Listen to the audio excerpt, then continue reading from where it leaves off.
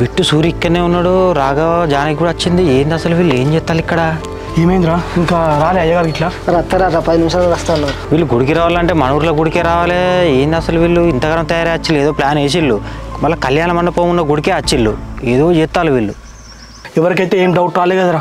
ఎవ్వరికి ఏం డౌట్ రాలేదురా. సామాన్ మొత్తం తీసుకొచ్చి మా ఊళ్ళో గుళ్ళో పెట్టిండు. అయ్యా అని తీసుకొస్తాను 10 నిమిషాలలో వస్తారు. ఇక వాళ్ళు వచ్చిళ్ళు అంటే తాళి కట్టి దండలు మార్చుకుంటూ అయిపోతారు. ఇక కుప్పదీసి పెళ్లి ఇట్లా చేసుకుంటారుగా వీళ్ళు.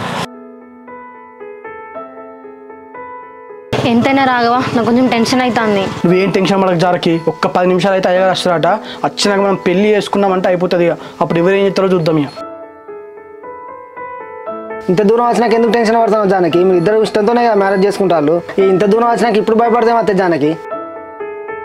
మీరు ఏం టెన్షన్ పడకూడదు స్వామి. ఫస్ట్ అయితే పెళ్లి కానీ ఎవరు అవుతారో చూద్దాం. జయన్మాన్ సరే స్వామి. సురేష్ తన మీ ఫ్రెండ్ ఫోన్ చేసి అయ్యగారిని తీసుకురామని చెప్పి ఇక్కడ చూస్తాం.